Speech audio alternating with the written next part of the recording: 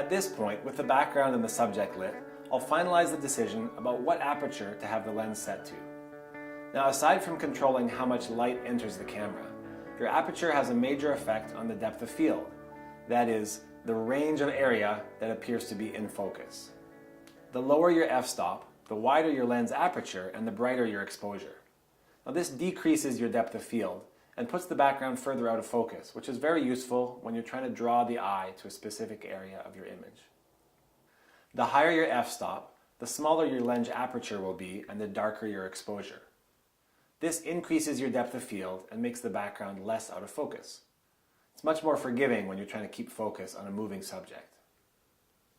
Of course, it also lets less light through the lens, requiring the raising of your light levels or an adjustment to your camera's ISO.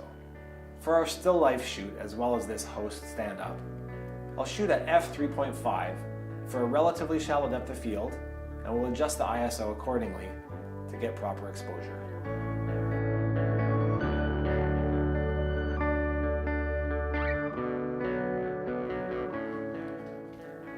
If you also need to shoot a host or a model in the existing environment, it doesn't have to be a complicated changeover.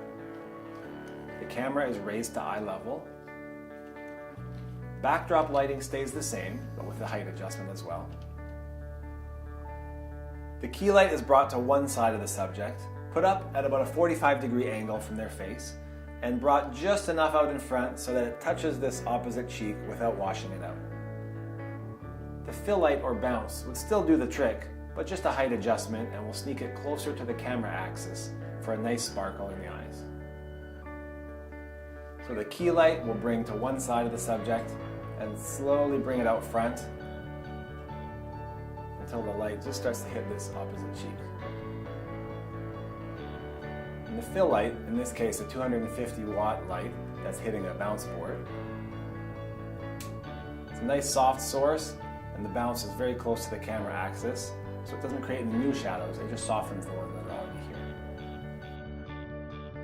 Here's how it all turned out. The white limbo is bright and crisp and even. The subject has nice separation and really pops off the background, and the host is nicely lit against the white backdrop as well. That's it for this video. We hope it helps you in your future video shoots.